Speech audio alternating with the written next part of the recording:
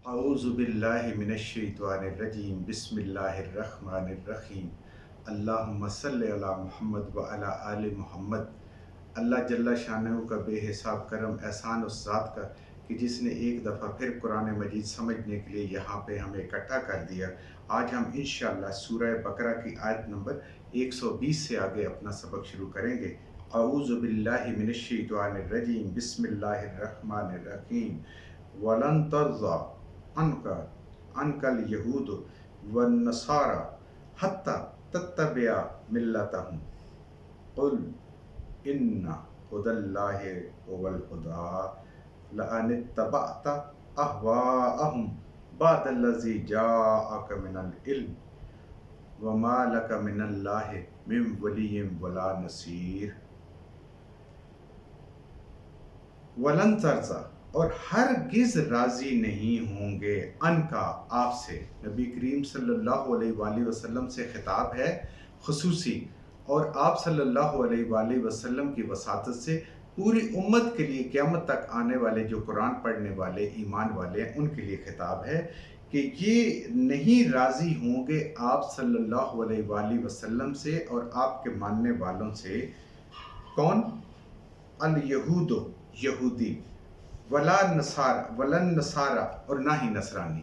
ना हज़रत मूसा अलैहिस्सलाम को मानने वाले और ना ही हज़रत ईसा अलैहिस्सलाम को जो अलग ग्रोह बन गए उनके अंदर मानने वाले, ये आप सल्लल्लाहु अलैहि वसल्लम से कभी राज़ी नहीं होंगे। इनसे बिल्कुल कोई उम्मीद और कोई तवक्को आप न रखें। जब आप नहीं रखेंगी तो आपकी उम्मत के लिए भी मना हो गया कि ईमान वाले भी इनसे कोई उम्मीद और तवक्को न रखें। तत्तबिया मिल्लतहुम, यहाँ तक हत्ता तत्तबिया मिल्लतहुम, यहाँ तक कि आप उनके दीन पे फिर जाएं। यानी नबी करीम सल्लल्लाहु अलैहि वसल्लम से कहा जा रहा है अम्बिया मासूम होते हैं, अल्लाह की पनाह में होते हैं। अल्लाह की ज़ात उनको बचपन से लेकर पैदाइश से लेकर आखिर तक कभी भी उनको राह हिदायत से हटने नहीं देती, और ये नामुमकिन है। इसलिए ये असल जो समझाना है वो मकसूद है उम्मत के लिए, ईमान वालों के लिए जो नबी करीम सल्लल्लाहु अलैहि वसल्लम के उम्मती हैं, जो इस कुरान को मानने वाले, इस कुरान को पढ़ने और समझने वाले हैं, उनके लिए। यहाँ से मुफस्सिरीन कहते हैं कि ऐसे लगता है कि जैसे नबी करीम सल्लल्लाहु अलैहि वसल्लम उमर बिन हशाम और हज़रत उमर रज़ियल्लाहु ताला हज़रत उमर बिन ख़त्ताब के लिए दुआ फरमाया करते थे कि या अल्लाह इन दोनों में से किसी एक को ईमान नसीब फरमा और इनके ज़रिए से ईमान को ताकत अता फरमा। ये आप सल्लल्लाहु अलैहि वसल्लम की वो मोहब्बत थी दीन के साथ और उनकी खैर खाई थी। तो यहाँ से ऐसे लगता है कि नबी करीम सल्लल्लाहु अलैहि वसल्लम इन यहूद और नसरानी उलमा के लिए ख़ास तौर पे भी दुआएं मांगा करते होंगे कि अल्लाह इनको हदायत नसीब फरमाए, और उस हदायत की वजह से जो इस्लाम है, अल्लाह का दीन है, उसका बोलबाला हो और वो सब लोगों तक पहुँचे। तो अल्लाह की ज़ात आप सल्लल्लाहु अलैहि वसल्लम और आपके मानने वालों को ये बात बता रही है कि आप ये उम्मीद, ये तवक्को बिल्कुल ना रखें कि ये आपकी बात मानेंगे। जो उलमाए यहूद उनमें से देखें बहुत ही कलील तादाद में ईमान लाए, यहाँ तक कि आप इनकी मिल्लत की तरफ चले जाएं, जो कि एक नामुमकिन बात है। आप सल्लल्लाहु अलैहि वसल्लम के लिए भी नामुमकिन है और आपके मानने वालों के लिए। कुल, ए नबी करीम सल्लल्लाहु अलैहि वसल्लम फरमा दीजिए, इन्ना बेशक हुदल्लाह है, हदायत अल्लाह की, ओ वल हुदा, वही हदायत है। हदायत वो है जो अल्लाह दे, नबी करीम सल्लल्लाहु अलैहि वसल्लम। और ये कुरान जो है सब इंसानों के लिए, पूरी इंसानियत के लिए। जब आपकी नबुव्वत का ऐलान हुआ, दुनिया में सब नबुव्वतें ख़त्म हो गई, एक आप नबी हैं पूरी इंसानियत के लिए, पूरी दुनिया के लिए। जब ये कुरान किताब आ गई तो सारी किताबें पिछली जो हैं उनके अहकामात जो अल्लाह ने बाकी रखे इस कुरान में वो बाकी हैं, बाकी सारे के सारे अहकाम सब मनसूख हो गए, जो उनकी शरीयतें थे वो मनसूख हो गई। तो आप नबी सल्लल्लाहु अलैहि वसल्लम से कहा जा रहा है, अल्लाह की ज़ात फरमा रही कि आप ये मुनादी कर दें, ये सबको बता दें कि हदायत वो जो अल्लाह की हदायत है, और इस वक्त जो अल्लाह की हदायत है और क़यामत तक है, वो नबी करीम सल्लल्लाहु अलैहि वसल्लम की मुबारक ज़ात को मानना, इस कुरान को मानना और इस पे अमल करना, इसको समझना। वला इनित्तबअता अहवाअहुम। आप देखें अल्लाह की ज़ात एक बहुत बड़ी सख्त बात कर रही है, और ये फिर वही एक यूनिवर्सल ट्रुथ है, एक अल्लाह का अबदी कानून है जो अल्लाह اپنے حبیب صلی اللہ علیہ وآلہ وسلم سے کہہ کے پوری امت مسلمہ کو یہ بتا رہی ہے، پوری امت محمدیہ صلی اللہ علیہ وآلہ وسلم کو بتا رہی ہے، وَلَا إِنِ اتَّبَعْتَ، اگر آپ پیروی کریں اہواءہم، ان کی خواہشوں کی، بعد الذی، بعد اس کے، جاءک من العلم، آپ کے پاس آ گیا علم، یعنی آپ اور آپ کے ماننے والے نبی سے تو توقع ہی نہیں ہو سکتی، کسی بھی نبی سے اور پھر امام الانبیاء سے، کہ اگر آپ ان کی اتباع کریں جو یہ چاہتے ہیں. جیسے مشرکین تھے، وہ کہتے تھے ہمارے ساتھ کچھ لو اور دو کچھ کر لیں، کو ہم آپ کی مانتے ہیں، کچھ آپ ہماری مان لیں، لیکن اللہ کا فیصلہ اٹل ہے، ان کی نہیں ماننی، صرف اللہ کی ماننی ہے. تو یہاں بھی شاید یہود کے علماء نے کوئی ایسی بات کی ہو جس کے جواب میں اللہ کی ذات نے قرآن میں یہ فرمایا کہ اگر آپ بھی پیروی کریں ان کی خواہشات کی، یہود اور نصارہ کے علماء کی اور ان کی خواہشات کی، بعد الذی، اس کے بعد کہ جاءک من العلم، آپ کے پاس علم آ گیا، آپ کے پاس علم وحی آ گیا، آپ کے پاس قرآن آ گیا، ما نہیں ہے لکا، آپ کے لیے، من اللہ، اللہ کی ذات سے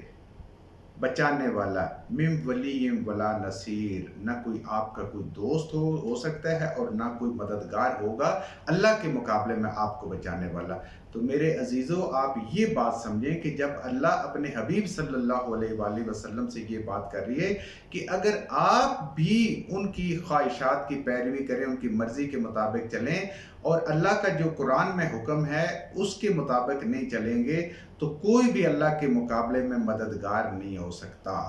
یہ ایسی بات ہے کہ گھر میں جو انسان کو سب سے پیارا لگ رہا ہوتا ہے یا سب سے چھوٹا ہوتا ہے، انسان کہتا ہے کہ کسی بات سے منع کرتا ہے تو انسان ان کو سمجھانے کے لیے کہتا ہے کہ اگر یہ بچہ بھی اگر غلطی کرے گا تو اس کو بھی سزا ملے گی. مطلب کہنے کا یہ ہوتا ہے کہ اس نے کرنی نہیں، وہ تو ابھی معصوم ہے، لیکن اگر باقی بھی کریں گے، یعنی اس کو بھی استثناء نہیں دے رہے. تو اللہ کی ذات اپنے حبیب صلی اللہ علیہ وآلہ وسلم کی مثال دے کے ہمیں یہ سمجھا رہی ہے کہ آج بھی اگر ہم یہود و نصارہ کی مرضی کے مطابق چلیں گے، اپنے قرآن کو چھوڑ دیں گے، نبی کریم صلی اللہ علیہ وسلم کے دین کو چھوڑ دیں گے، اللہ کے حکموں کو چھوڑ دیں گے اور دنیا کی منفعت کے لیے، کیونکہ یہود کے علماء اور نصارہ کے علماء تو دنیا کی منفعت میں انہوں نے اپنا دین بیچا ہوا تھا، اپنی کتابیں بیچی ہوئی تھی، اپنی کتابوں میں تعریف کی ہوئی تھی. تو آج اگر ہم ان کے پیچھے چلیں گے، ان کی مرضی کے مطابق، جیسے کہ آج کل ہو رہا ہے کہ ان کی مرضی کے مطابق ہم اپنے ملک سے سود ختم نہیں کر رہے، کہتے ہیں ہم دنیا میں چل نہیں سکتے.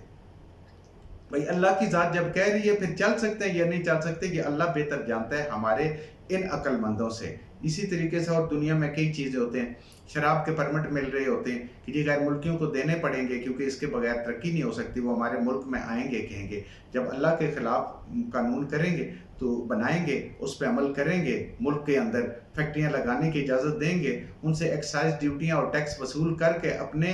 گورنمنٹ کے خزانے میں جمع ہوں گے، تو سارے حلال کو بھی ہم حرام کر لیں گے یا نہیں کر لیں گے. تو یہ اللہ کی بات اللہ ہمیں یہ بات سمجھا رہے ہیں کہ اگر ان کی خواہشات کے پیچھے اپنے معاشرت کو، اپنے معاشیات کو، اپنی عبادات کو اگر بدل لو گے کہ دین جیسے وہ سمجھتے ہیں رکاوٹ ہے. آج ہمارے یہاں مسلمانوں میں بھی ایسے لوگ پیدا ہو گئے ہیں جو کہتے ہیں کہ دین دنیا کی ترقی میں رکاوٹ ہے، اس کے بغیر جو ہے وہ زیادہ اچھی ترقی ہو سکتی ہے، فلاں ملک نے کی ہے، فلاں ملک نے کی ہے. میرے بھائیو، اگر ہمیں یہ بات سمجھ آ جائے کہ ہماری ترقی، ہماری کامیابی اس دنیا میں بینک بیلنس بنانے میں نہیں ہے، گھر بنانے میں نہیں ہے اور کسی چیز میں نہیں ہے، ہماری ترقی اس میں ہے کہ ہم آخرت میں دوزخ سے بچ جائیں اور جنت میں جانے والے بن جائیں. ہمیں تو اللہ اور اللہ کے رسول صلی اللہ علیہ وآلہ وسلم نے یہ سکھایا ہے. بے شک دنیا میں تنگ دستی سے گزارا ہو جائے، دنیا میں مشکل سے گزارا ہو جائے، یہ انسان کو قابل قبول ہونا چاہیے. تو اللہ کی ذات کہہ رہی ہے کہ ان کے اگر خواہشات کی جس نے بات مانی تو اللہ کے حبیب بھی اگر مانیں گے تو ان کا کوئی مددگار نہیں ہوگا، تو باقی ان کی امت کس بات کی مولی ہوگی.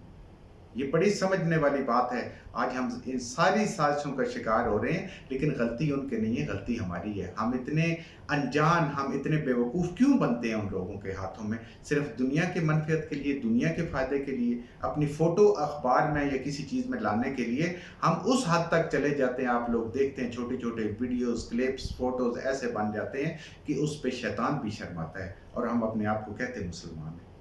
اللہ ہمیں معاف فرمائے. الذین، وہ لوگ، آتیناہم الکتاب، جن کو ہم نے کتاب دی، یتلونہ،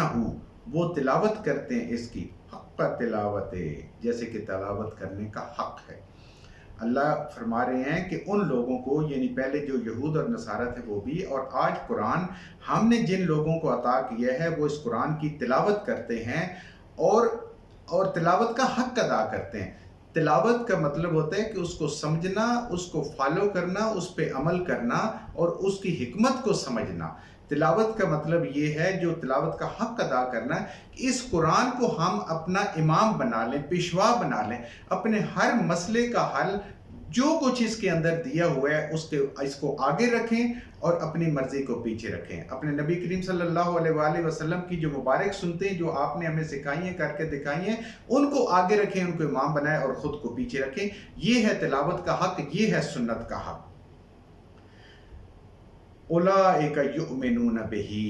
یہی لوگ ہیں جو اصل ایمان والے ہیں، جو بہی اس قرآن پہ ایمان رکھتے ہیں، جو نبی کریم صلی اللہ علیہ وآلہ وسلم کے مبارک اعمال پہ ایمان رکھتے ہیں۔ تو اللہ کی ذات فرما رہے ہیں، جو اس قرآن کو پڑھتے ہیں، سمجھتے ہیں، اس کی حکمت سمجھتے ہیں، اس پہ عمل کرتے ہیں، یہ تلاوت ہے، اور تلاوت کا حق ادا کرتے ہیں، اور جب ضرورت پڑتی ہے تو اس کو آگے رکھتے ہیں اور اپنی مرضی پیچھے رکھتے ہیں، خواہشات کو پیچھے رکھتے ہیں، تو یہ ایمان والے ہیں۔ وَمَن يَكْفُرْ بِهِ، اور جو کوئی انکار کرے گا اس کا، کس کا؟ اس قرآن کا، اولئک هم الخاسرون، تو ایسے ہی لوگ خسارے والے ہیں۔ اور اللہ کے ہاں میں بار بار یہ کہتا ہوں، خسارہ کیا ہے؟ کہ انسان جہنم میں چلا گیا وہ خسارے میں، جو جہنم سے بچ گیا اور جنت میں چلا گیا وہ کامیاب ہے۔ تو ایسے ہی لوگ جو ہیں وہ خسارے والے ہیں جو اس قرآن کا انکار کرتے ہیں۔ اب پھر وہی بات ہے، کفر بھی دو قسم کا ہے۔ ایک تو یہ ہے کہ قرآن کو ماننا ہی نہیں، جیسے مشرکین مکہ نے نہیں مانا تھا، ان یہودیوں نے نہیں مانا تھا، دل سے مانا تھا لیکن اس پہ عمل نہیں کیا اور اس کو زبان سے اقرار نہیں کیا۔ اور دوسرا کفر یہ ہوتا ہے کہ مانے تو صحیح کہ یہ اللہ کی کتاب ہے، یہ اللہ کے احکامات ہیں اس کے اندر، لیکن جب عمل کی بات آئے تو پتہ ہی نہ ہو کہ قرآن کے اندر کیا لکھا ہوا ہے۔ اگر پتہ چل بھی جائے غلطی سے تو اس کے طریقے سے کام نہ کرنا، اپنی مرضی سے کام کرنا۔ تو کفر یہ بھی ہے کہ اس قرآن کو پس پش ڈال دیا جائے اور اس کو صرف جو اس کی ریڈنگ کی جائے، اس کو پڑھا جائے، اس کو سمجھا نہ جائے کہ جو کچھ پڑھ رہے ہیں کیا اللہ ہمیں کچھ اس میں حکم دے رہے ہیں، کیا اللہ ہمیں کسی چیز کی خوشخبری دے رہا ہے، یا اللہ ہمیں کسی چیز سے ڈرا رہے ہیں، یا اللہ تعالیٰ ہمارے اوپر کوئی عنایات کی بات کر رہے ہیں، ہمیں کچھ بھی سمجھ نہ آئے۔ تو یہ وہ ہیں کہ جو اس قرآن کا کفر کر رہے ہیں، جو اس قرآن کو سمجھتے نہیں ہیں۔ پڑھنا بھی عبادت ہے، لیکن آپ ایسے ہی سمجھ لیں ایک مثال کے طور پہ کہ انسان نماز کے لیے وضو کرتا ہے، وضو ایک خود عبادت ہے، لیکن وضو کر کے نماز پڑھنا چھوڑ دے، نماز نہ پڑھے، تو کیا وہ عبادت کسی کام کی ہوئی؟ ایسی ہی ہے کہ قرآن کو صرف ہم نے الفاظ کو پڑھ لیا، ان کے معنی مطالب اور اس کے مفہوم کو سمجھنے کی کوشش نہیں کی، تو یہ اس کا بھی کفر ہے۔ تو اللہ کی ذات کہہ رہی ہے ایسے لوگ خسارے والے ہیں۔ جو کچھ ہم نے صحیح صحیح پڑھا اللہ ہمارے ذہنوں میں، دلوں میں بٹھا دیں، جہاں جہاں پڑھتے ہوئے بولتے ہیں ہم سے غلطیاں ہوں گی، اللہ ہمیں معاف فرما دے، اور ان غلط باتوں کو ہمارے ذہنوں سے، دلوں سے اللہ کی ذات نکال دے۔